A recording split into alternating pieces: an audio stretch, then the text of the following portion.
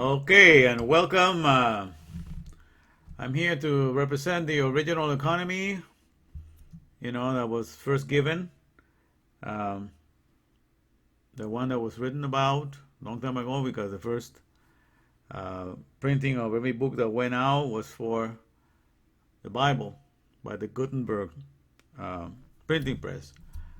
And so that economy that was showed in there in the Torah, still the number one economy that has survived all things, because the Jewish people that have taken that to memorize it and to carry it around, they've been through all places, they've gone through all kinds of ordeals, and the Torah still stands, so it passes the test of time. So I am a representative of that economy, in the sense that that's what I've been studying now, and now since 2016 I have gotten more into the Hebrew and gotten more in depth with those things, and so that's what I come to share with you. And I think of myself as the lowest right now servant in that economy. I'm just a servant in that economy. And I'm the lowest of the servants. I'm like a peon in it, because I just barely have started. And especially when the Hebrew is a whole story. I mean, it's everything comes to life when you study in the language, the original language. And not that I know how to speak Hebrew yet, but I know the alphabet, the pictograph alphabet, and the meanings behind each letter that is a picture. And with that, when you read it that way in the original, I mean, everything comes to life. It's just a complete different thing from whatever I have understood it before. But it makes perfect sense now. So from this economy, that's the one I'm going to boast about. Because, let me put the verse here that I'm, and the title, by the way, the title of this message today, let me get to the Bible here, uh, is who is your daddy? Or who is your king? Or who's ruling over you? But it says, who is your daddy? Or who is your king in your economy? All right? Because that's what it comes down to right now. Is we are at a moment, at a juncture in life, you know, in which that's what's going on. Let me see what happened to the picture here. Oh, I'm back there. Okay. So does that mean, okay, let me see. If I'm here, I'm going to put this over here. Do I disappear? Okay, so what do? I just, oh, okay, so I can be there. But I'm hoping it's recording this. Okay. Um, all right, let me see if I can do here. Yeah, there it goes.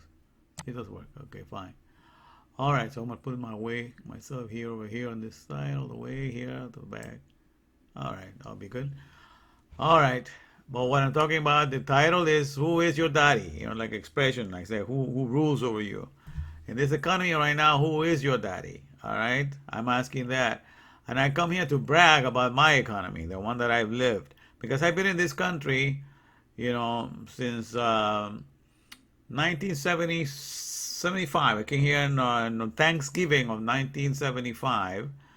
My parents bought a flight for me. I was studying in a boarding school back in Guatemala, Instituto Evangélico América Latina, IEAL. It was a Evangelical Institute America Latina. That was the name of it. And I was happy to stay there. I didn't want to come to this country, but my parents had come here 2 years prior to that, and so they brought me over here. All right. And when they brought me over here, my father somehow had fixed, somehow, I don't know how he managed to do it, but he had fixed. And we had like papers from Puerto Rico. All right. I'm just confessing how things work in here. Uh, and so I was here like apparently like a citizen, because I'm supposed to be from Puerto Rico. That's how he fixed the papers. All right. And we got, and they were legitimate birth certificates. I don't know how he got them, but he got them. So we were here and we got legitimate Social Security numbers. That's those Social Security numbers that I still have now. Even after I corrected everything with the amnesty program that Reagan had in 1985, 1987, then my mom had a touch of conscience and told us to get the correct papers, and so we had to file, and then everybody did their papers as first, and I helped them to file out the papers. Here, as temporary residents, and then permanent resident, and then anybody else after that came here. My brothers and sisters, they all became citizens, except me. I just was happy to remain as a permanent resident, and I'm still a permanent resident because I was looking for an economy that was stronger than this one. Even though the United States, is a very strong economy, and we talk about make America great and all of that, as you hear people say, but the Tobar, I have been studying for 40 years now. The bar, I'm called, the bar is a Hebrew for word. The Davar is studying the Davar. To me, I find it that it's a far better, a more safer economy. So I consider myself a citizen of the original economy, the Torah, the teachings orderly regulating all humanity. I consider myself a citizen in that sense that my heart agrees with everything that it says, especially even now that I'm studying the Hebrew alphabet, and I adhere to a lot of what it says. Everything new that is revealed to me from it, I adhere to it and I stick to it.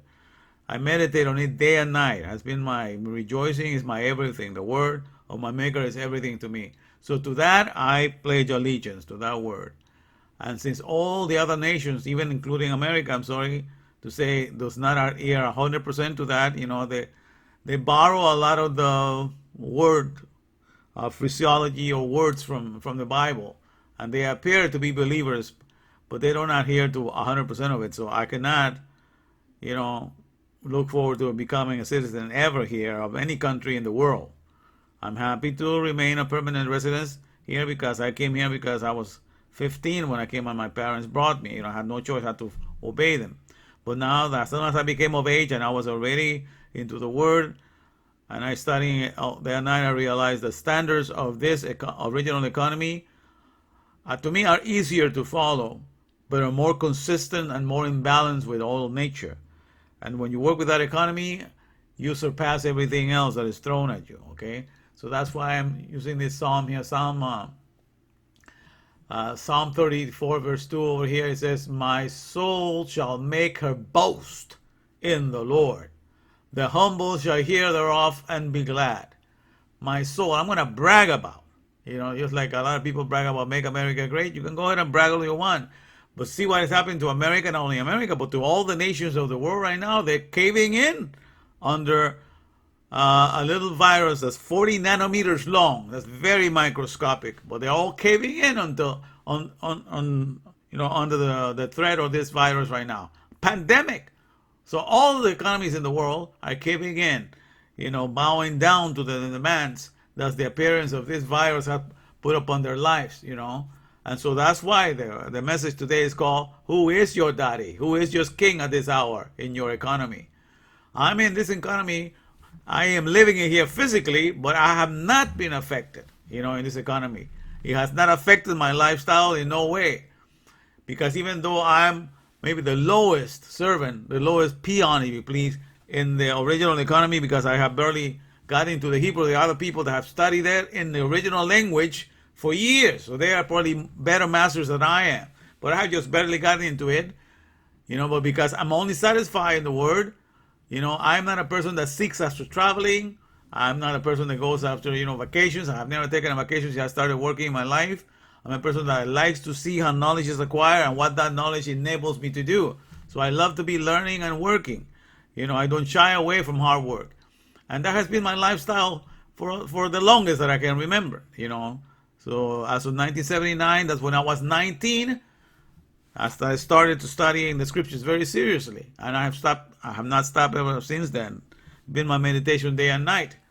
And by following everything that I discover in it, to line my life more in line and with balance with the Creator that made the organic world, the Garden of Life, I call. I find that a situation like this has not affected my lifestyle one bit. So even though this COVID-19 has everybody has caved in under the pressure of the COVID-19 presence right now, it has not affected my life one bit because since 2008, I have been working from my house.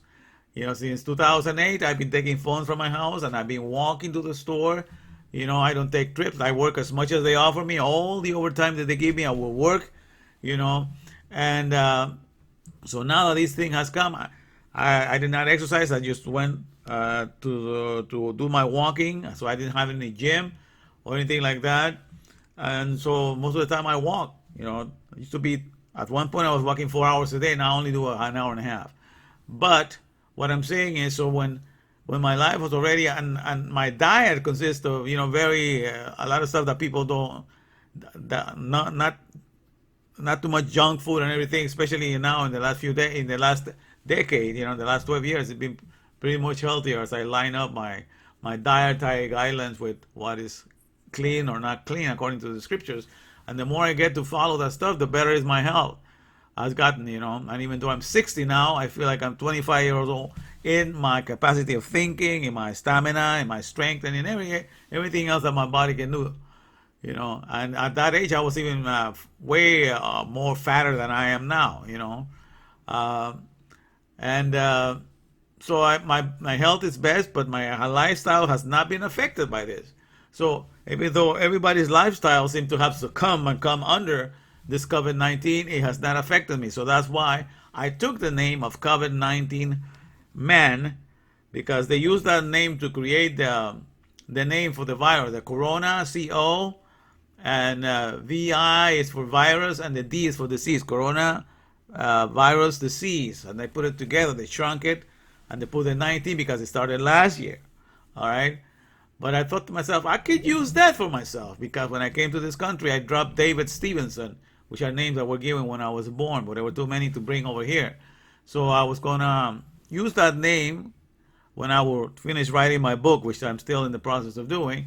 And I was going to use my hidden name that I was given to me in Guatemala, the David Stevenson, as the author, because David means the beloved and Stephen means crown son. So it's David, the crown son. So David, the king, the son that is the king, is really the meaning of my hidden names. So I was thinking, hey, now I can use it at this time. So I said, because this thing that has the world has caved under it, the pressure of the COVID has not affected my life. So I am king over this virus because it has not affected me, because I live under the kinship and authority of the first economy, which is the Torah that was given. That is what I live under. And there I'm the lowest servant. In that economy, I'm the lowest servant. I'm like a peon in there. I'm just the lowest of the lowest. But the lowest of the lowest in the original economy is king in every other economy that the world has tried to create. Because you are not affected. You're not touched by it. You are in the economy of the original economy. And even though you're the lowest servant there, these economies cannot touch you. They can't touch this, like Hammer said. And that's what happened. That's why I took upon myself that name, because it explains I am the crown David, the King David, because in this economy I'm king, because this virus that has made the whole world to tremble, it has not caused me to shake one bit. I am not with fear of death or anything like everybody else. And it's not that I'm bragging for myself. I'm bragging for this great economy. That is great. That is the greatest that has ever existed. It has never been diminished. And whenever we get close to that economy, the original economy, the teachings orderly regulating all humanity, the Torah, when you get close to it, then it does not touch you. But the only thing that matters to you is that, and that is your life, and that's everything. Like David says, whom have I in heaven? And there's nothing but thee, and there's nothing upon earth that I desire but thee. Imagine that. That's when he makes the world his own life. It's not so much that heaven is what he likes, or what is on earth that he likes, or anything that is on earth. But whom have I in heaven but thee? And there's nothing upon earth that I desire but thee. Psalms 73 verse 25. Let me see if I can put it here for you guys. Yeah, there we go. Whom have I in heaven but thee? And there's none upon earth that I desire besides thee. See what it says here? To me, that's magnificent. So that's what David had. That's why he wrote all the Tehillim, the book of Psalms, which are praises or boasts or brag. Also, all the books about the praises of that economy. He wrote everything and dedicated everything. And the longest chapter in the whole Bible that is dedicated as the longest poem and the longest song in the Bible, Psalm 119, all of it dedicated, to the alphabet, to the Torah. All of it dedicated. He called it, he was so in love with the word. David was so in love. He called it his tender mercies. He called it his loving kindness. He called it, his righteousness. That he kept, just like when you're in love with some girl, you call it my life, my heaven. You give it all these nice adjectives. David did that to the word. And he dedicated Psalm 119 to each. For each letter, he wrote 8 verses. For each letter of the Hebrew alphabet. He wrote 8 verses for that, dedicating it to each one of the letters of the alphabet. So I know that there was a lot of meaning. And now that I know the pictorial alphabet, I have found a lot of meaning. So much so that I don't want nothing else but what the original Torah is telling me. And so, like I said, I'm in kindergarten when it comes to the Torah. I just started getting into the alphabet like since 2016. Prior to that, I would just do the strong concordance, and read it back and forth. But now I'm reading it like that, and my desire is in this decade to memorize the whole thing, back and forth in the original, But there are others that have studied this, and they have studied it for years. So to me, they are kings in that economy, I suppose, because they've been on it. I'm just kindergarten, like 16, 17, 18, 19, 20, like about 5 years. I'm like in kindergarten in this economy, the original economy of the Davar. Because that's the translation. You can understand me. Whenever I use the word economy, is because the closest to represent Davar in the pictorial language. Davar, which is word for Hebrew, has the dalet, which is the door or the gate, has the bet, which is the house or a tower, and has the resh, which is a rule or rulers. Okay? So it's the administration of the house of rules. That's what it means. So the closest word that I can find in this English language is economy, because it means eco means house and nomos means law. So the house of laws. So you and I, when we come to this world, you are led by a set of rules. So if you don't have your own set of rules by which you run your own economy, by which you run your life, believe you me, you're gonna be run. Your life is going to be run by another set of life that somebody else, another set of rules that somebody else made up for you. There's nobody that escapes. So I have adhered myself to this set of rules. So it's not even my own rules. These rules that already have been made, all I need to do is attach myself to them. Adhere. Sakal, success. Sakal, to adhere myself to it, to have good, that's the word success, by the way, to adhere to,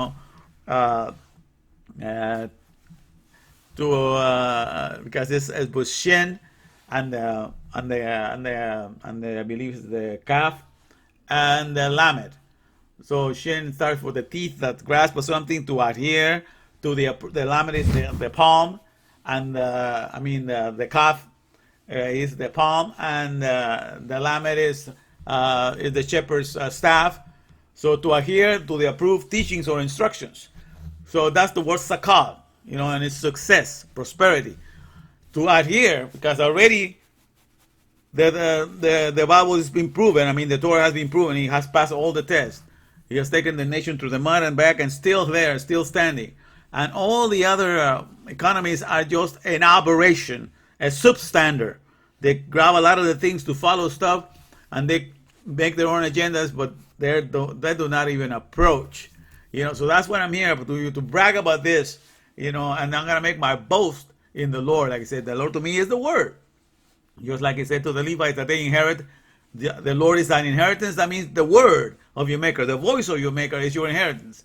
Because it's anonymous. The Lord and His voice are the same, one and the same. All right? So that's what I want to brag about today, because this COVID-19 has the whole world shaking and trembling, but it's not done a single thing to me, because my lifestyle has not changed.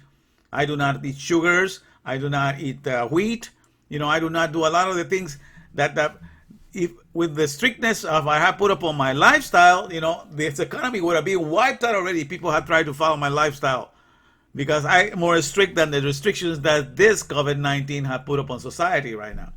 All right. So that's why these things have not affected me one bit, because I have not to change anything. I go walking. I go to the market. Walking right now. Now, the only thing that I do now is just not to scare everybody else. I do comply just with the mask when I go to the market, but that's it. Anything else, I've been doing it already. I'm staying home. I do a lot of social distancing. The fact that I just stay home and Don't go see a lot of people. Just maybe twice a month, take the car to go see somebody, you know. But sometimes I will go months without seeing somebody. I will just be here working, you know, or go to do my laundry and stuff like that. I love my solitude because it allows me to stay constantly on the word, you know, and I'm always there digging and connecting all kinds of passages of scripture. So this is my brag and this is my boast today. And so I ask you, you know, in this economy, you know, who is your daddy? Who is your king? Because a king is somebody that you fear because you know you could be killed if you don't listen to this king, and therefore you follow all his rules. So right now, this little 40 nanometer, you know, microscopic little virus has come around on the scene, and you have rules that you need to follow, you know, so it won't kill you, right? The rules is the six foot a 6 foot distance thing, you know, the washing of the hands for 20 seconds, wearing mask, you know, staying away from all the places that you like to go, from movie theaters, from going up the hills, from visiting beaches, you cannot go anywhere. You can only go to the market, you know, and there even you have to be placed online, you know. It's just so everything that you've been told you cannot go. I don't miss it because I never went to those things. I did not desire them, nor did I wanted them anyhow. You know, it's just a distraction from to get me away from my original economy, you know. And so all those things have come to you all of a sudden, you know, but already in my life I had made it very limited and not to take anything of this world, but to just be in this world to be a giver of any excess. I limited myself to a very limited budget because I did not want to depend on money. I wanted to do everything with bartering, doing everything in exchange for services. But when that did not work for too long, I had to go and work for money like everybody else does. But I made a very small budget, not to depend on money, but to depend on knowledge, so I will always be productive for anything. Knowledge makes you a producer. So I am speaking, and I use, whenever I speak about the Davar, that's economy, the word I'm using. So understand that. Because everybody and every country has a set of rules, you know, by which they run their nations, okay? And so the set of rules on the Dabar, the economy presented from the originally, from the maker, is high above all of them. Because that's what I've been doing. I've just been following that. And I consider myself a citizen of that because that's what I adhere to. And it puts me way above all the other economies that try to follow a couple of things that sound good from it, you know, but overall they don't really stick to it. Okay? So, but that, you know, is what I'm encouraging to you because you, if you are a servant in this economy that where I'm a servant of the lowest peon right now, you would have been a king over this economy right now in the sense that this COVID-19 would not affect you one bit either. Okay? So I am here to brag about this economy. The original economy has placed me above all the other ones so that I consider myself a king in this economy. Now there's a little thing that I'll say. I went yesterday to the 99 cent store, you know, and I was hearing some people, I put the radio and I was listening to 102.7. Yeah, I think that's the one. 102.7 FM. And they were talking in there, and they were using a terminology now that I guess everybody is using it to be able to bear and put up with what's going on. It was saying that yes, because we are all in this together. We are all in this together. I keep repeating that phrase, like we are all in this together. And I have heard that like little phrase coming out in different places. Well, yes, we are all in this together, but that statement does not declare that you're a victor, that you're a champion over your situation. You are only admitting that you are in the pandemic. You are under the surveillance of the virus, that you are adhering to the commands to stay free from being killed by this virus, okay? Because you have no other choice. Your health is weak. You don't eat the right thing. You don't get the sun every day. To build up vitamin D, I do that all the time. So I have plenty of vitamin D in my system. You know, all my foods that I eat only once a day, but it's all vitamin A. So I already had those things going for myself. All right. I have gotten sick, not gotten flu, so the flu, I mean, this is 2003, no medications of any kind. Okay, so my system is very strong already because just following, you know, the guidelines of the original thing already has made me strong to be able, you know, and I don't need to go out of my house. So I stay indoors because I already had that kind of lifestyle. Okay, so this thing has not affected me one bit in that sense. All right, so, but what has happened is this virus is your daddy. You know, this virus is your king because you're afraid to be killed, so you follow all the rules. And that's the way that the whole world has been humiliated. All the sports, all the things that we thought it was important, going to the mall, all the things that I thought there was only a distraction. That's why I didn't go. I would just go if I went to visit somebody and they weren't going to the mall. Then I would go with them and go do some shopping and maybe buy some gift for them, because I don't buy anything for myself, especially at the mall. I don't mind buying something for somebody else in the mall, but for myself, well, forget it. I buy all my clothes at Goodwill, and I try to go there on Thursdays. It was like $1. Everything is $1. I look good, but only buy stuff from Goodwill for myself, because I want to have most of the money not depend on it for anything to make me look good or anything. I know how to make myself good, but it's got to be cheap. And not depending on money for luxuries or anything. Any extra that I have above my budget is given to anybody else that might need to use it, but not for myself, because I don't want to get that. So all this thing has prepared me, been 40 years to prepare me to deal with it, so that this thing has no effect on me. Okay, so that's what I'm trying to share with you. That's why I'm trying to convey these things, that if you're in this economy that I'm happen to be a slave or a little peon, just barely started. I'm in kindergarten in this economy, and I'm already kicking butt. So this economy has made me king over nations, because all nations that I know, all their economies have failed. They have not been able to prevent this virus from coming in. They have not been able to prepare the people to be strong, because they have deprived the people of the original garden of 300,000 plants, like I told you before. And so when they're deprived of that, and they only promote 200 plants in the industrialized world, then you are deficient, because you have been deprived. You are garden deficient. No, you are not vaccine deficient. You are garden deficient. And that's what you need to get through your head. If you are being deprived of 99% of the edible plants that the maker made for you, believe me, they want you deficient, because they can make money out of your deficiency. And you did not know that to begin with, is because they don't allow you to vote as to what you should eat or what you should drink.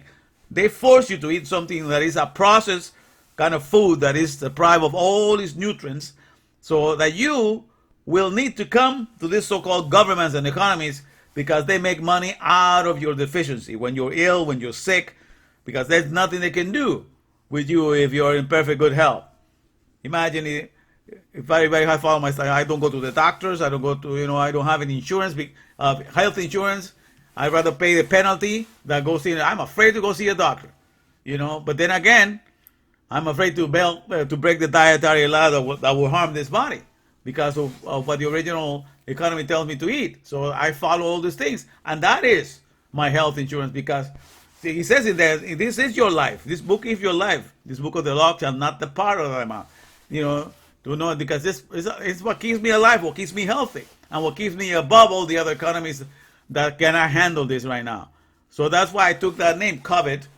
That's CEO for Stephen's Crown, Corona, and Vid, because that's the last 3 letters of David. So I put it together, COVID, and 19, because that's 19 when I started to get into the scriptures. Okay, so I apply that. So I am the king over this virus, because it cannot touch me. It cannot mar, it has not changed anything on my lifestyle. So I'm just proud, and I'm here to boast and brag, like it says here in the psalm here, in God we boast all day long, and praise thy name forever. Think on this. See that Psalm 44:8. In God we boast all the day long, and praise thy name forever. Okay, so that's what I'm trying to share. I'm trying to give you some encouragement as to where you can find your strength. That's where my strength lies. So this economy has not, diminished my joy or anything, or any of my plans that I have for the future. They're still there, because my plan is just to get my maker to get to understand his mindset better and better, and that has not changed one bit, because I'm not distracted in other things. But this original economy of the Davar, of the Word of God, makes you understand all those things and takes away from you all these stupid desires that the world wants. It cleanses you, gives you the desires of your maker, so that you know what really matters.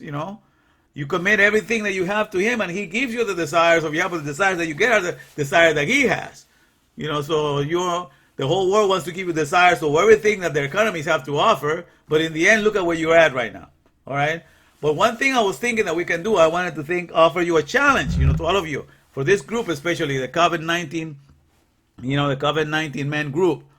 I don't want you to just follow what every society is telling you to say, we are all in this together. But that means we are in the pandemic, and what it comes down is to misery loves company. That's what it comes down to. We're in misery, but we are together in the misery. That's a very defeating way of looking at everything. You already have declared that you're doomed. There's nothing you can do, so we're going to be miserable together and try to pamper each other like that. No, no, no. I can tell you of a better way to think. If you're going to enjoy happiness, you have to think of others before you have to. You constantly be thinking outside of yourself. So there's an important holiday coming next month in May. We have Mother's Day coming up. So I was thinking, something that we can do together as a group. I'm challenging you because this is something that I've been doing for quite a while. But on Mother's Day, I find somebody that is like a single mother, and I talk to this person if it's okay for me to send them a gift, to encourage them on this Mother's Day, because I believe that what's one of the verses in the Bible that promise longevity, honor father and mothers, and if you do, your days will be long upon the land. And right now, if you're afraid of your life being shortened, I suggest that you go for the fifth commandment, and do something and plan something, become generous. Just think of the joy that you can bring to somebody else, especially single mothers right now and in isolation. They must be all depressed. And you, for sure, I'm sure you know some single mother, that could use some encouragement right now. So for this Mother's Day, plan to do that. Last year I did it for about 3 different ladies. There are 3 different ladies that I found, and I sent them flowers, for Mother's Day, and they were all happy. I was happy too. Okay, but whenever you think outside of yourself and try to make somebody happy, your happiness just bursts out of you. Because when you open yourself to bring that, so I think that instead of thinking we're all in this together, the logo that I'm,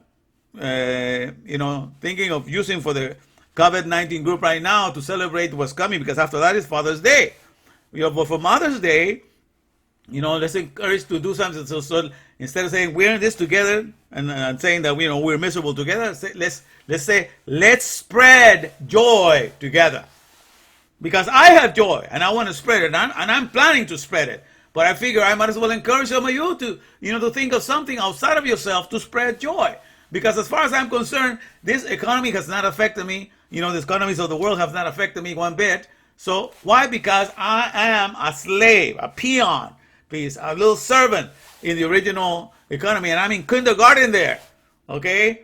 But I already own the bank of joy and gladness there, because that's the only thing that makes me happy, all right? And it makes me become a giver, because I don't attach to the things in this world, all right? So I'm encouraging you to then think about it, You can even say, if you're too ashamed to say, I belong to this group, named the COVID-19 group, and we're thinking of honoring mothers and fathers during the season, to bring some joy to their life. And I know that I want to do something. If don't go to a complete stranger, but if you know somebody that maybe in Facebook, if is a single mother, there's nobody that is there to do anything for them, on this Mother's Day, you want to bring some joy, call them and see, and if they trust you, feel confident, they can give you their place. So I have them delivered, I use 1-800-Flowers a lot. I even subscribe with them with a whole year, thing so not to pay shipping, because I use that a lot to deliver flowers, deliver chocolate to different people.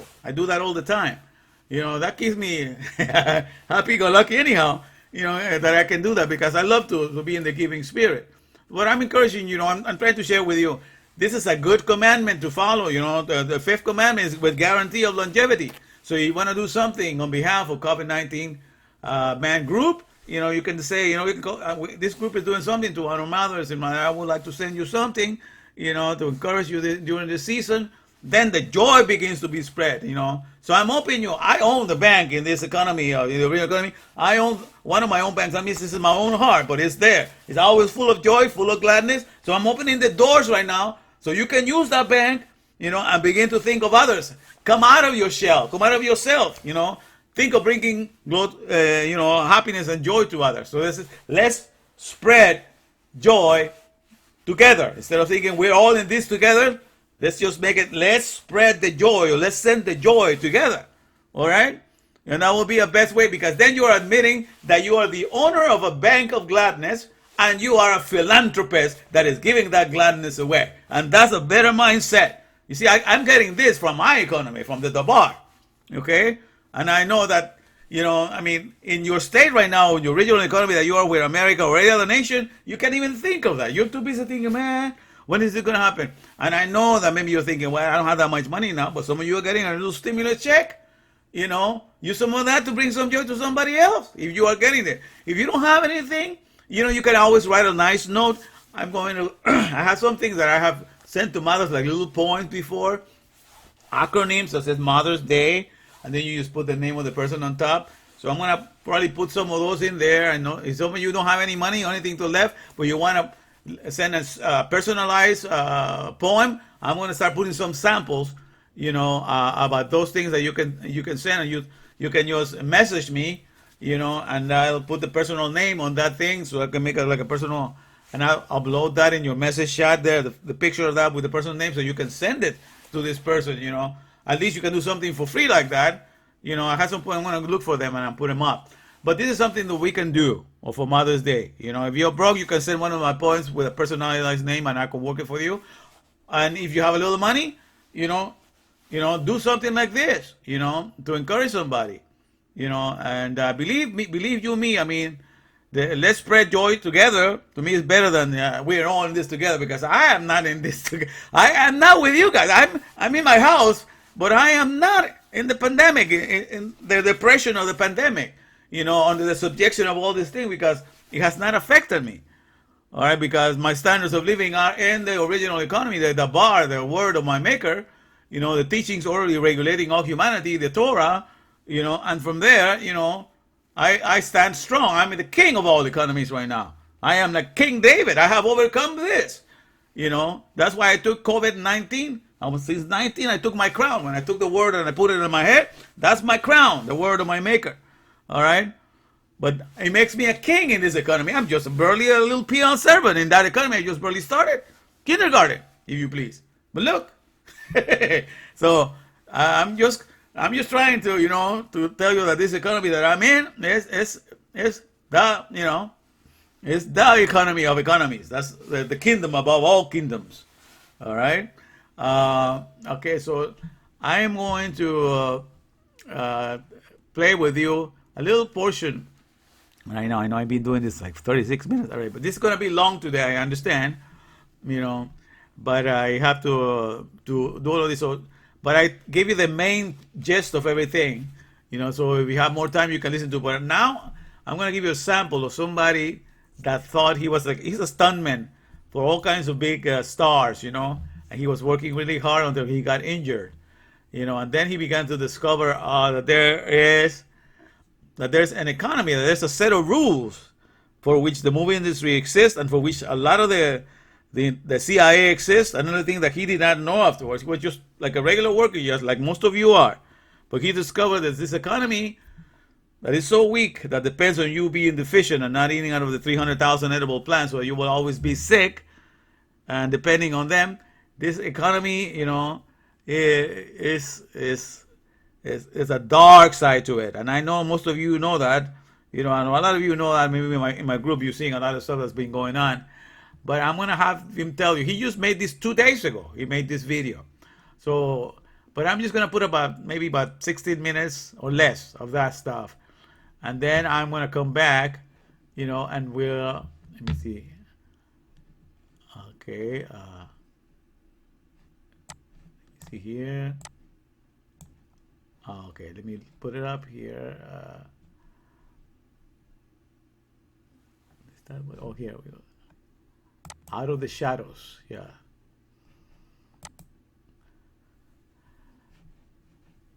Okay.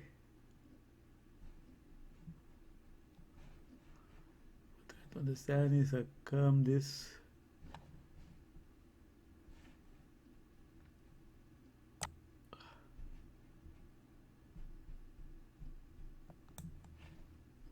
All right. Out of the shadows, okay. Why do you believe what you believe? Because at some point in your life, you trusted the information that somebody was giving you. And that someone you trusted told you that a car was a car, a tree was a tree, a bird was a bird, the blue stuff above you is the sky, and that's the way that we began to determine what we believe to be a fact. Most of the things that we believe to be a fact in our lives are told to us through our stories or the news that we hear. So my question would be, if they were deceiving you with the stories they tell you, would you be able to recognize that? So we've all heard the term conspiracy theory. Personally, for me, I've never really had time to get into any of that because, frankly, I'm working all the time and I don't have the time to look into Bigfoot or aliens or flat Earth or 9/11 conspiracy or the JFK assassination. It's just,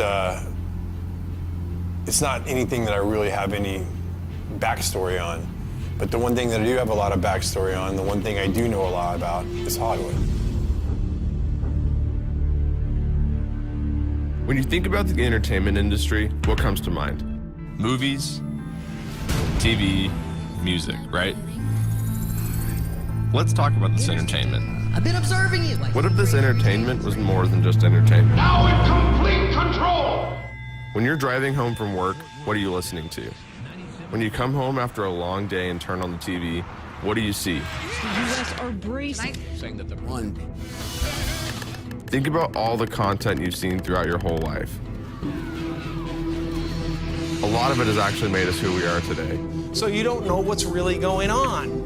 Have you ever stopped for just a second, though, and questioned the content? Good morning, Vietnam! The only thing we consume more than content is air. But we actually think about the quality of the air we breathe. Maybe it's time to take a closer look at our content. And fear. Taxes will be Our government's always controlled our content. the fight for freedom. We've just never paid attention. Freedom of speech. Message received. The police occupy our community. To work with the CIA to destabilize foreign countries. This media that we're consuming at such a rapid rate, we need to slow down and think about what we're consuming. Bullshit going on. What if the people in charge didn't have our best interests in mind? Now we have to ask ourselves, who's influencing our content? Is the CIA involved in Hollywood? Yes.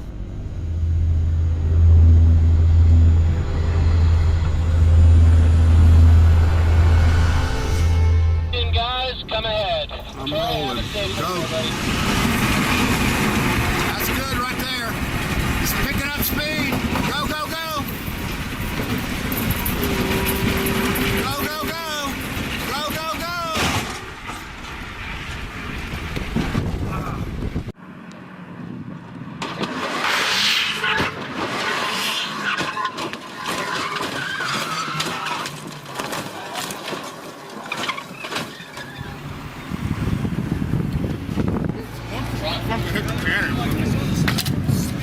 So for the past 28 years, I've probably had one of the coolest jobs in the world. I was a professional stunt performer. I've worked with some of the biggest stars. I've got to be Batman. I've got to be James Bond. I've won World Stunt Awards. I am in the Screen Actors Guild. I'm in the DGA. I'm in the WGA. And last year, I got into the Academy, the Oscars. I worked my way up from being a stuntman to being a fight coordinator, to being a stunt coordinator, to being a second unit director. Action! First big job I get, I'm on Batman Forever. And I'm walking around set and I'm pinching myself. I'm looking over, there's Tommy Lee Jones, there's Jim Carrey, there's Val Kilmer, there's Drew Barrymore, there's Nicole Kidman. And I'm like, how did I get here?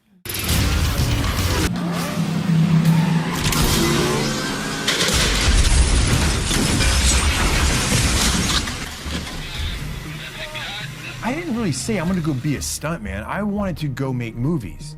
But being a stuntman was the easiest way for me to get into the business.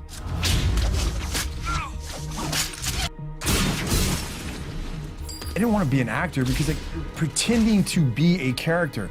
Well, being a stuntman, I was that character. I was the guy behind the illusion, creating it for the guy who's on the screen. I jumped out of that helicopter. I was in that fireball. I did whatever was being asked of the job.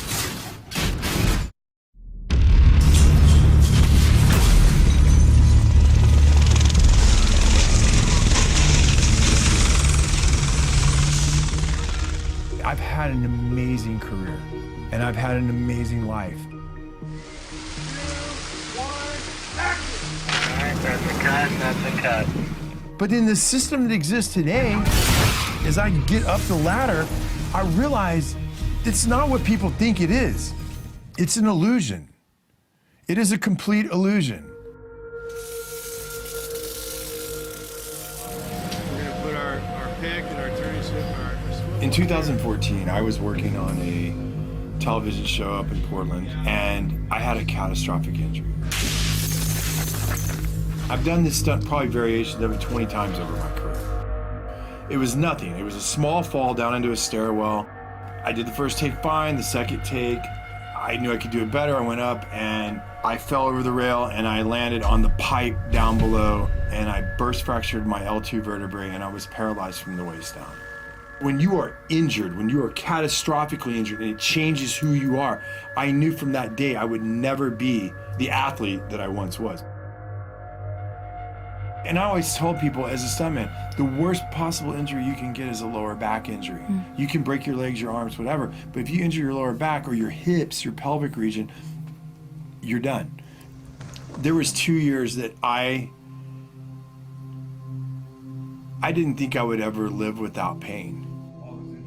One of the issues I was dealing with at that time was I had lost the feeling, and I still have numbness in my thighs and on this half of my pelvic region. I was going to physical therapy and the lady looks at me and she goes, "This isn't really helping you. You're way more advanced than this stuff." And I go, "Yeah, I do this every morning." She goes, "Well, what's the real issue?" I said, "The real issue is my pelvic region." And so she said, "Okay, well, there's a woman who works here and she is a pelvic floor therapist."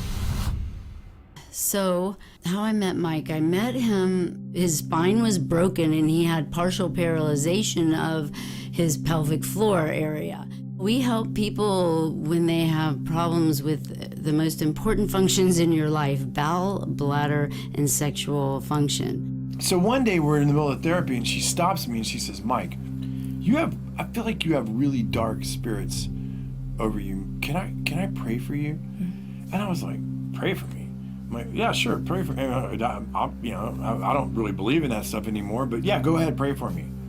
So she prays for me. And I was kind of thinking while she's doing it, okay, this is weird, but okay, whatever. So for the next 2 or 3 months, I would go, and then every now and then she would stop me and she'd say, "Hey, can I pray over you?" I was kind of a little bit disgusted with his personality because he was all about himself and money, and I think the Lord had a lot of work to do in terms of humility with him.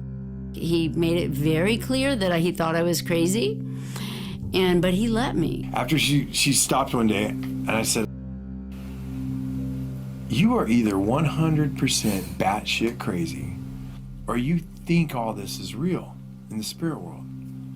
And she looked at me and she said, "Michael, I am one of the only pelvic floor therapists in Southern California at the time.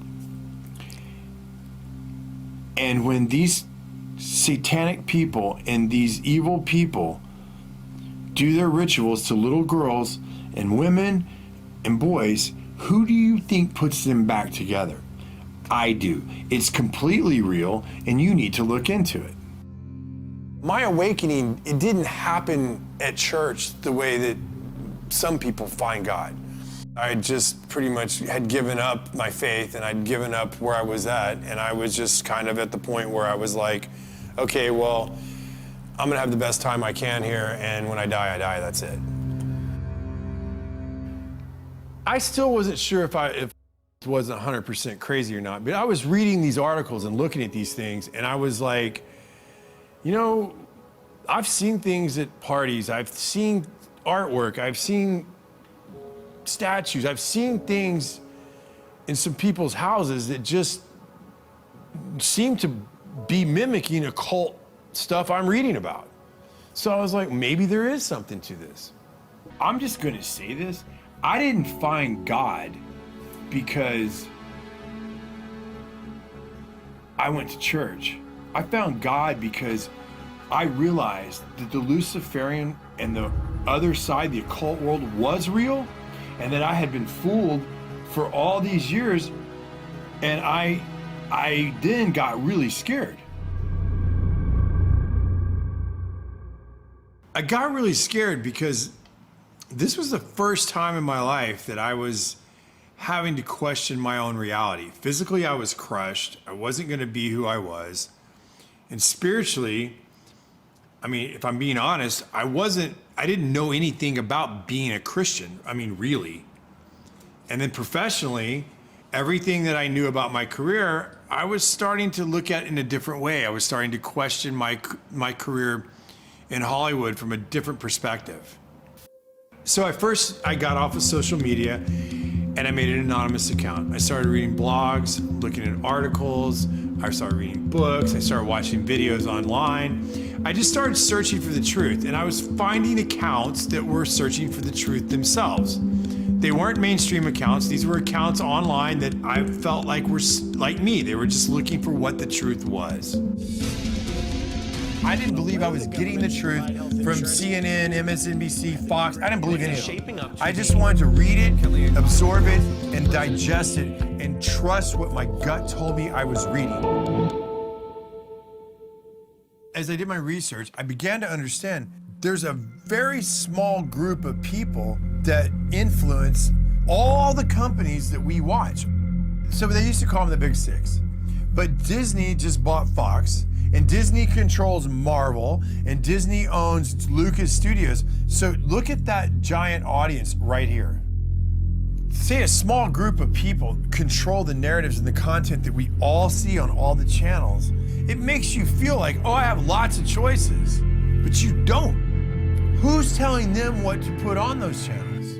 Where does that lead? Tonight, the FBI is on the case, and they are warning big companies in America to protect their data after a big Hollywood studio got hit by hackers and several blockbuster movies ended up online. This is the first time the United States has accused a foreign government of a cyber attack against an American corporation. And this interested me because I worked over at Sony quite a bit during my career, and I actually had to get LifeLock during the Sony hack, so I was curious. I was like, what was this really about? Well, the narrative put out in the public was Seth Rogen and James Franco made a movie about North Korea. And so they were mad, and so they decided to hack Sony to teach them a lesson. That was a public narrative that went out, and that's what I was like, well, that makes sense. You know, I know Seth and I know James, and they're definitely pushed the envelope of comedy, and their sense of humor is definitely their own. And I thought to myself, okay, that makes sense. And now private emails are going public.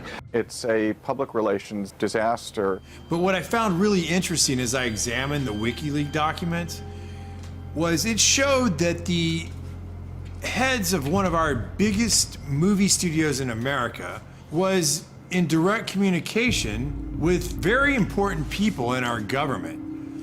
It didn't surprise me. I was like, okay, well, either they're friends or there's something more to it. So I never really thought about the government influencing our content or our stories. Could they be influencing our story and our content? These were real questions that I never had asked myself. I just did the jobs. I went to work, I did my job, I did whatever was asked, and went home. Never thought about this stuff. So I was like, I don't really know anybody that can answer these questions. And I reached out to this guy who I'd been watching online. His name was Kevin Shipp. And for those of you who don't know who Kevin Shipp is, he's a CIA whistleblower. He worked in counterintelligence, and he served in many capacities in his tenure at the CIA. This is The Big Picture, an official television report to the nation from the United States Army. It was an OSS memo, the precursor of the CIA, where they were doing a study of the use of motion pictures in America as a means of psychological warfare. So it goes all the way back to pre-1947, when U.S. intelligence was using motion pictures to alter the thinking of Americans in the United States. The morale of our troops is high. The laughter, music, and general entertainment which comes out of a single small package like this one have helped to build that morale.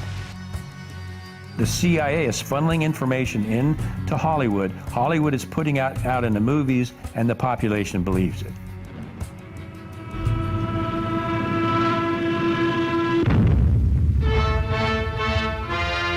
Taxes to bury the Axis.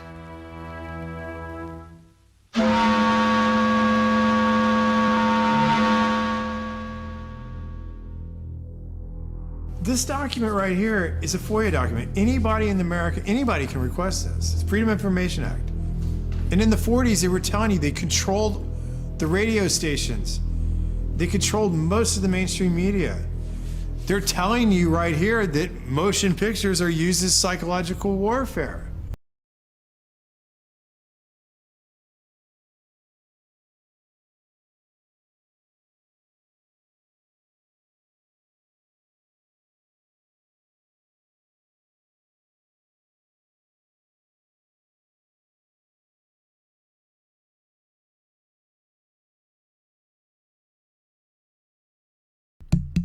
Sorry about that. I forgot that I was off.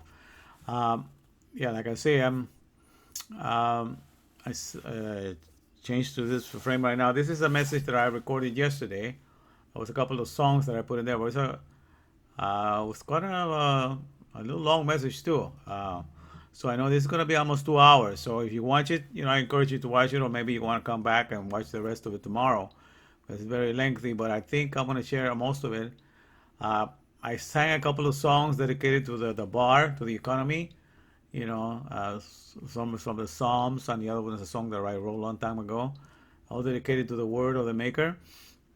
It's just like David sang to all the Psalms that he did, that dedicated to the praise of the Davar. So he did all those songs, stimulated. He wrote music for the word, for the economy. Okay, and I call it economy because it's a wholesome word. It connects everything. The whole Torah is how to run a whole nation. The laws are there for running a whole nation, running a whole, everything from the food, dietary laws, and everything there. All right. So I explained there that, for example, here I'll talk about the Torah for the Jewish people. 613 mitzvahs or commands are given to them, or rules. 613. And you think that economy is too hard to follow that, but the fact is, in any economy outside of the original economy of the 613 mitzvahs or commands, if you are in America, for every situation, there's plenty of commands and rules. Like if you have a financial dispute, there's so many rules to be able to go and win a financial dispute that we have to hire a lawyer, an attorney to represent you, because there's more than 600 rules just in the field of disputing finances. You got to declare bankruptcy. There's rules for that. To register your homes, to do your taxes. There's thousands upon thousands of rules. So to really be able to live in these dysfunctional societies, these weak societies. Let me make sure I'm here. Okay. You'll understand, therefore, that the rules are plenteous. There are plenty of them. I'm gonna put myself in Javier, so some of you might want to see the chords of the that of the guitar when I'm playing the song, so I'm gonna leave it like that. But what I'm trying to say is, so there's plenty of rules, more than 613.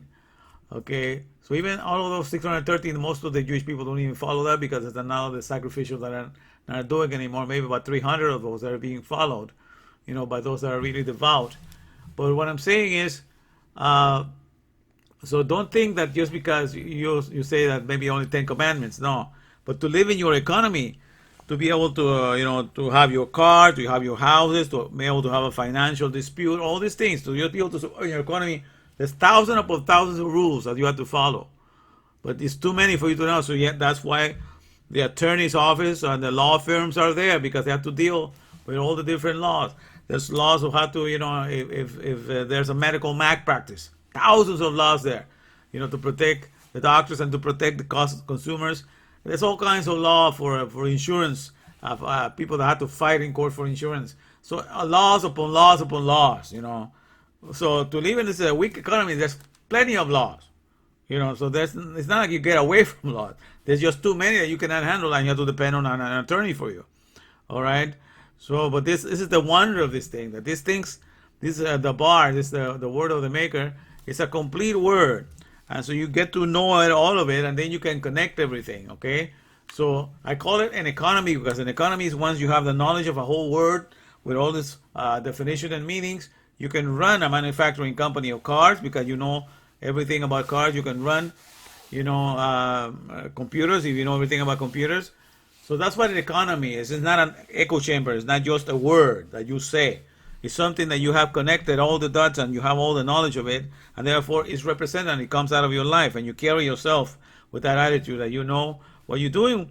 You direct your life in every way with those things, and they are the ones that guide you. That's one of the things that that we find like in Christianity. The thing that I found there, that they believe too much in calling on the name of the Lord. Like the Bible said that they started calling on the name of the Lord in the book of Genesis, but they don't understand the name, the Lord, Yud He Vav He. There's a meaning, there's a function going on in that name. Yud means the work, because it's the hand with it's the arm with the hand, the pictographic. He is the man with all his hands up, which means the animation or the activator. And the Vav is the peg for connections or assembling. And He is again the man that is activated or animated. Stands for breath or spirit as well, because the breath or the spirit animates you, keeps you alive. So if you put Yud He Vav He together, that means to enjoy the name of Yud He Vav He, you has to be in the work of connecting the activating connectors, or in the work of animating the activating animators or animating connectors. That's the whole thing, because that's what you do when you have a wholesome word. When you have a wholesome word, you experience, you exercise the presence of the name of Yud He Vav He. If you know a car in the wholesome word, okay, to have a car, you have to have a whole bunch of wholesome words inside that car and connect them.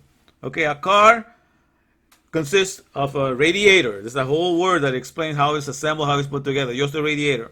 Consists of an alternator. There's a whole assemble for that and tells you how to start. Then it consists also of an engine. There's a whole wholesome word that explains what an engine does. It consists of a transmission. And there's a whole wholesome word that explains what a transmission is. It consists of a catalyst converter. It has all these different parts. So in the end, to make a car, you have to activate.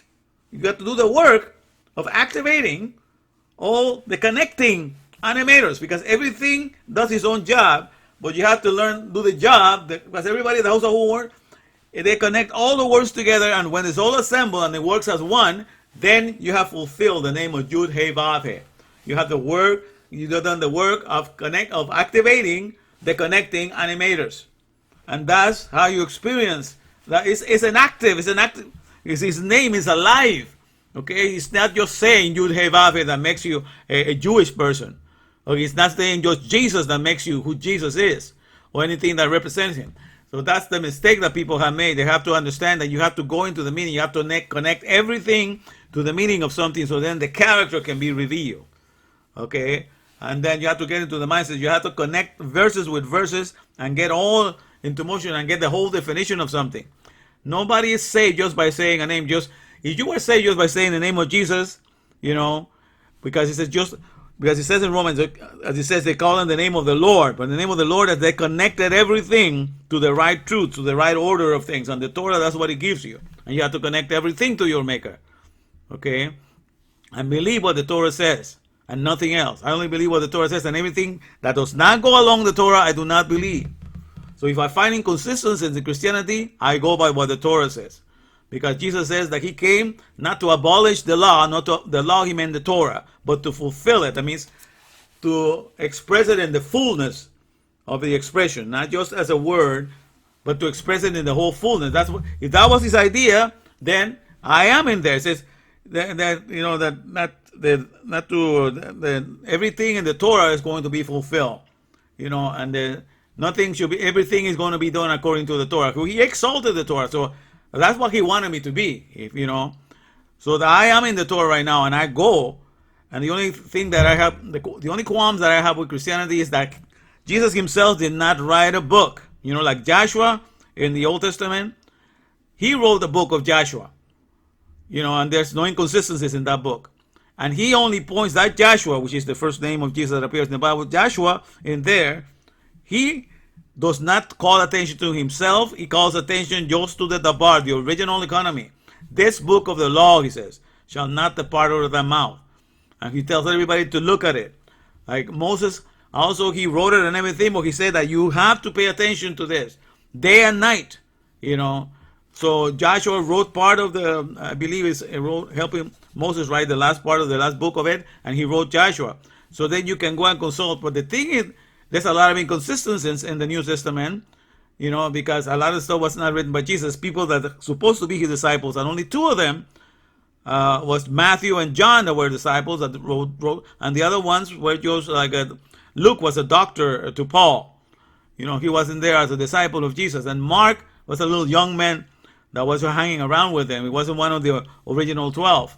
So actually only two people wrote the Gospels, and there's even inconsistency in that. You have to study it on your own to find out. But there's more to being a follower of God than just mentioning the name of somebody.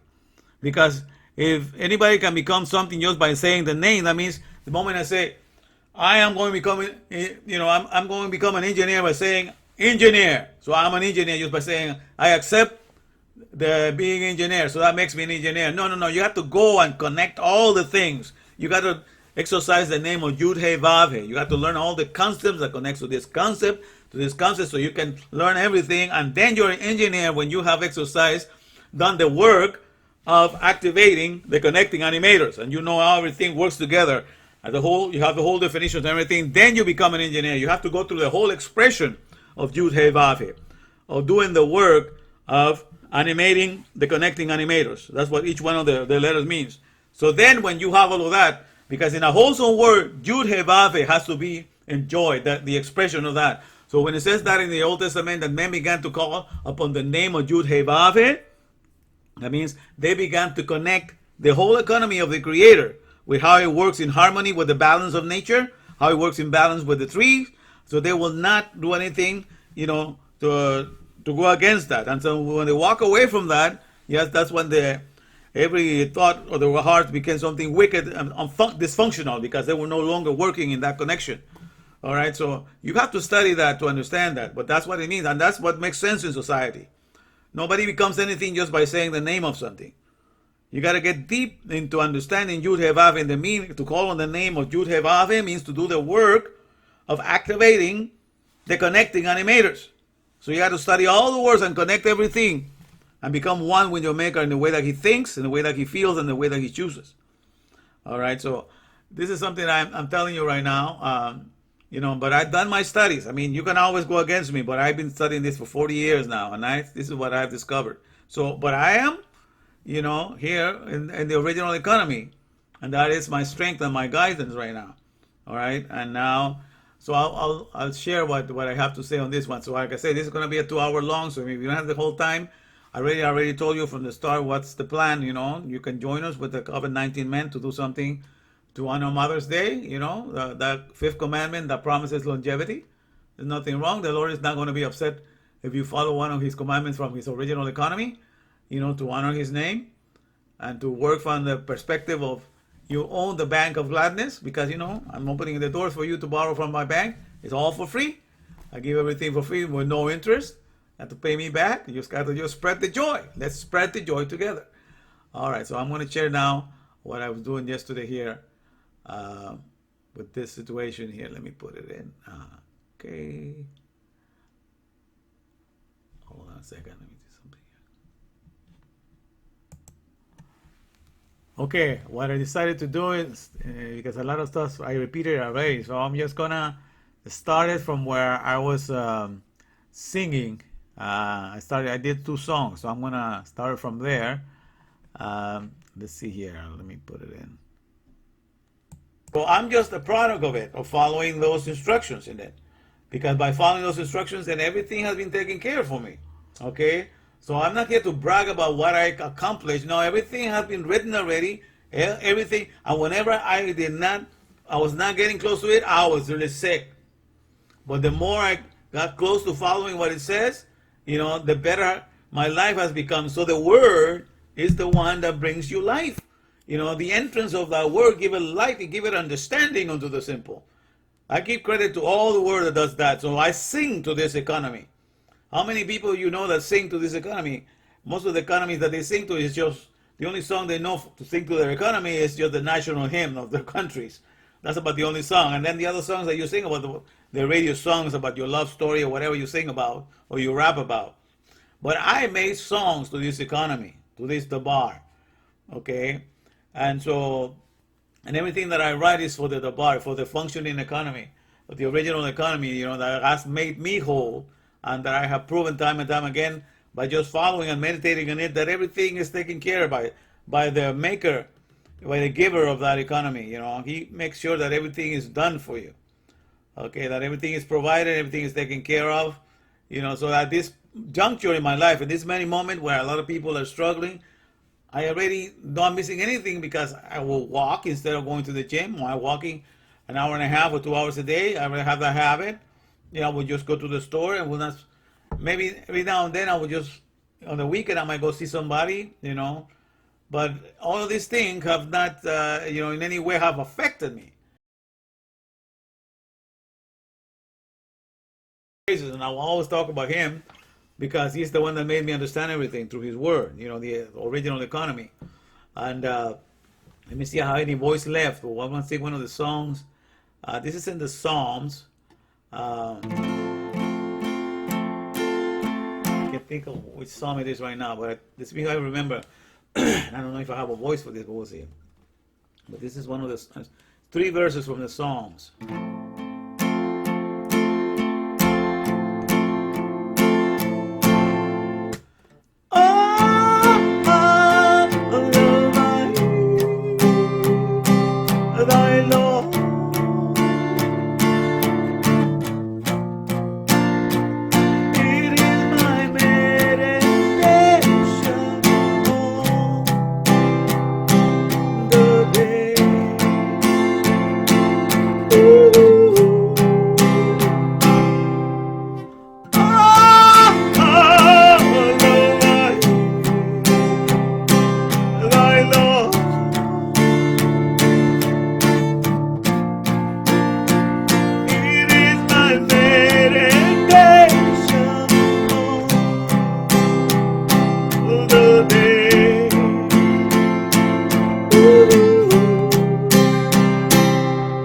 I will never forget thy precepts for well-being. Thou hast quickened me and now I'm thine.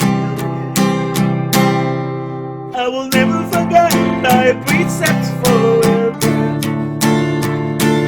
Thou hast quickened me and now I'm thine.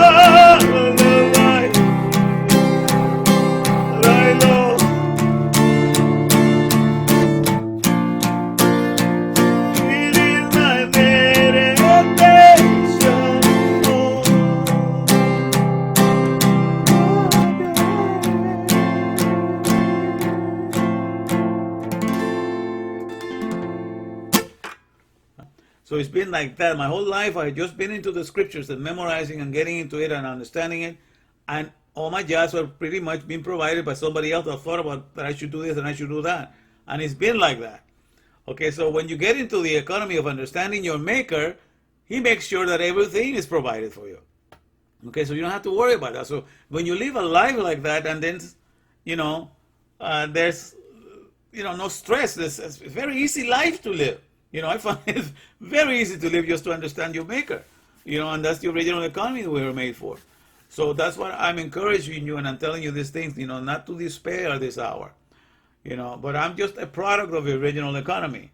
If I'm able to survive this situation, it's just because by being in what is the dwelling place through all generations, which is, what the sages and everybody has lived in the word have said, and I have found that in myself, in my life so far to be true.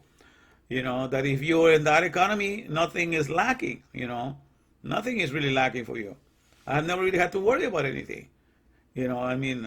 Everything has been just provided. It's like I said, like 2 years ago, since 2017, for some reason, this job went from $35,000 a year to $75,000, $80,000, and $90,000 a year. So what I was doing, I bought a car for my son. I bought a car from somebody else, and then I had a little car that I had bought that I was going to keep parked here. And that lady that will come and clean the house, she liked the car, so I told her, okay, she can use it because I don't, I told her. I know her car broke down. She smashed her car, broke down. I told her you can use this car because I only use it on the weekends. I work at home anyhow. And then she wanted to buy the car for me, so she ended up, using the car herself.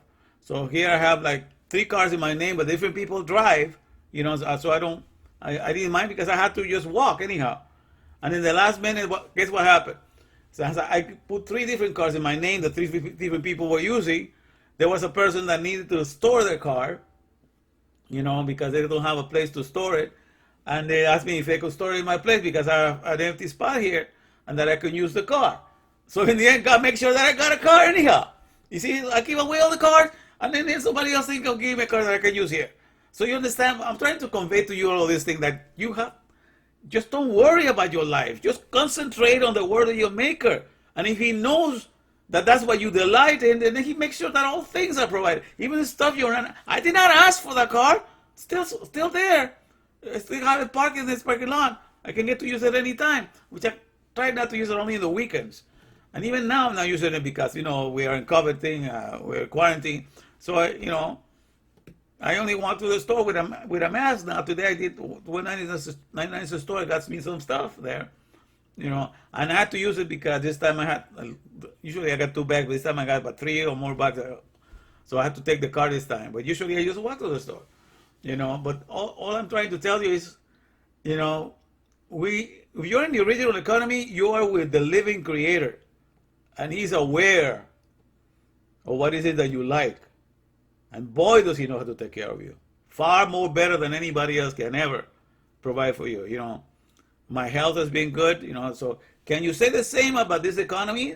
You find out that this economy is not reliable, does it? And when it gets sick, it makes you believe that you are vaccine deficient. Don't believe that lie. So I encourage you, don't take heart. I'm just here as a representative of the Davar, the original economy, okay, that God made. Because I'm in it all the time. I'm constantly dwelling and thinking of that, connecting verses with verses, and that's the purpose of my life. Just to understand Him and be in the same page, so that my life will not be to center around Him. So you got to think of doing things for others all the time, to make life more interesting. For example, last year I took it upon myself to celebrate Mother's Day, by finding some mothers, especially single mothers or people that, don't have anybody to take care of them. I asked some mother if I could celebrate Mother's Day by sending her something, some flowers or what have you, and she agreed to that. So I sent flowers, made her feel really happy, and she had to happen to have a sister that takes care of her a little bit because he's a little boy that she's got. I also helped her with the boys, so I will send her flowers. And I sent flowers to my mom. So I sent flowers to 3 different people. It made their day, made them feel real good. It made me feel good too, because I was able to celebrate, because in this first economy, God does everything, the collecting of the tithes and all of that, was to feed the stranger. The priests were to use it to feed the stranger, to feed the widow and the orphan. So the widow and the orphan and the strangers were supposed to take care of that, and then the rest, the priest would get it, the 10% that was collected, the tithe. So I'm a strong believer that you have to find wherever you find the picture of the widow and the orphan, even if a person has like a deadbeat husband, nobody wants to take care of it, that's like a widow there because nobody's providing for them. So if you happen to know, because Mother's Day is coming, you can do something like that. I know the economy is kind of hard right now, but think of maybe a single mother, especially right now we're in isolation. It will make her day, find a single mother that you want to make her happy, and ask her if it's okay, if, maybe if you're too ashamed to think that you thought of yourself, says, on behalf of COVID-19-MAN, I belong to this group and we're trying to do something for single mothers. If you want to have an excuse to do something, you can tell her, so, is it okay if I send you something on Mother's Day? So if they trust you and they give you the address, have something delivered there, make it a surprise. It could be flowers, it could be whatever, some chocolates, anything, and that way you also help the economy, and you do something for somebody else, and it will just make things better for everything. But that's the whole thing, is don't get so captured to yourself. Think of how to bring joy to somebody else, think outside of yourself. Because everything is taken care of by God if you're thinking like you're so complete that there's nothing you have to worry about yourself, and you're thinking of what you can do for others. And that's when God is flowing out of you, That's what the thing, everything is nice and dandy. That really, I have no complaints about my lifestyle because I don't really crave the world gives me this world, I don't watch TVs. I don't watch the only things that I watch is YouTube for the things I want to see, for the things I want to learn. Not whatever is spewed on me, I do spend a lot of time in Facebook putting all these silly posts that I'm having fun with that, But all this because I'm encouraging you guys. I'm trying to keep you going during this time. That we need to understand that if you get to the right economy, the one that I'm in right now, the original economy, the Davar, the words of the Torah, because our economy consists of house of rules. So every nation has their own rules. But they are deficient because they just live in a very deficient. They have deprived you of your original garden. All right, but let me see. Let's see another song here. That's another song also. It's very high pitch. I don't know if I'm going to be able to do it after talking this much. But it's called I'm in love, so in love with you. But it's like this. I'm in love, so in love, S-O. In love, I-N-L-O-V-E, and then sowing, like when you sow something, S-O-W-I-N-G. So I made this song to the Word of God, okay, to the meditation of the Torah and to the meditation of all the Word of God, all those scriptures. Because as you meditate on it, that means you repeat it to yourself, you hear it to yourself, you murmur it to yourself, you have it going, and the Word comes back to you. I read out loud, and for some reason, I get more into it because when you read it yourself, not just when you read it out loud, it's like you're hearing it coming in.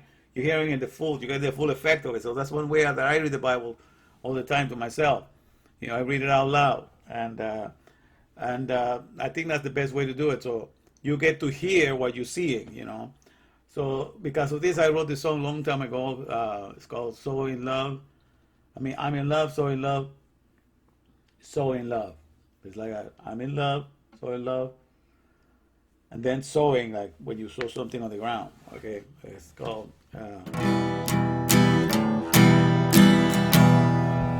I have love when I am around you, as you sweetly speak to me.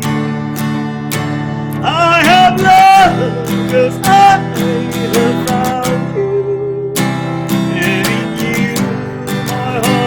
Made free.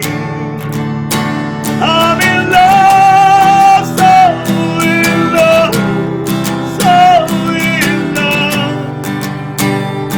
with you. I'm in love, so in love, so in love with you. You are always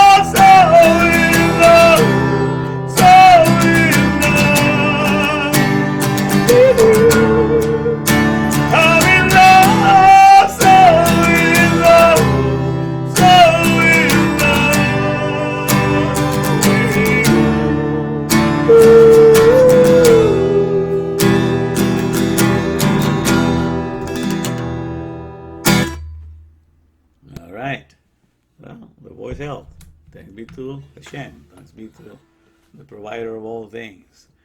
So there's some other things that I have planned to show you today, clips from YouTube, but I think I needed to say this to encourage you, that this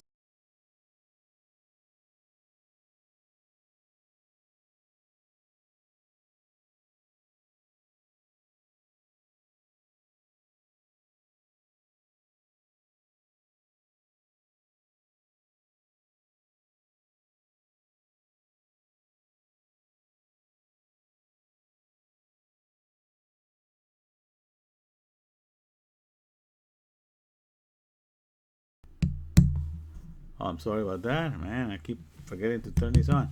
Yeah, but I stopped it right there, like I'm saying, because, I pretty much repeat that I was going to put the words when I already did in this time because I edited today. But this is by, there were more stuff that I shared, but I cut some of the stuff because some of the stuff I repeated already today. So it wasn't a total of 2 hours, but it's going to be about an hour and a half, what it comes down to, So I hope, I encourage you to get into the scriptures and to get into the Hebrew because the Hebrew is the original language that was given. You understand that the other languages came in Babel, at Babel, the Tower of Babel. And the meaning of that is the gate to God, Babel. Interesting, but that name came there to cause confusion. So that's what all the other languages do. They cause confusion from the original. But when you get to the Hebrew, you understand I'm able to decipher anything in other different languages just by the sound of it. That's how it proves that it's a language above all languages. Because just by the way it sounds, in their own languages, I can write it in the Hebrew letters, and then by the sound of it, I can see what the name stands for. So and it's very close to these people's characters. It's amazing. I mean, you can learn so much stuff. That's why I'm in fascination and in awe with that, with the Hebrew language. I have to learn it. I must now, for sure. But that's an amazing language. I mean, that's the original which revealed him. So you cannot trust the Greek. You cannot trust the Greek because it's not the original. You got to trust the Hebrew and translate everything into the Hebrew and then take it from there. Believe me, you're going to get a lot of more enlightenment and more understanding, and more union, a mindset with your maker, all right? I encourage you to get into that because, that's the real economy I'm in right now, and that's the one that he's keeping me there, for the glory of his name. So I just want you to enjoy this, just as much as I'm enjoying it right now. So may you be edified by this. Thank you for your attention.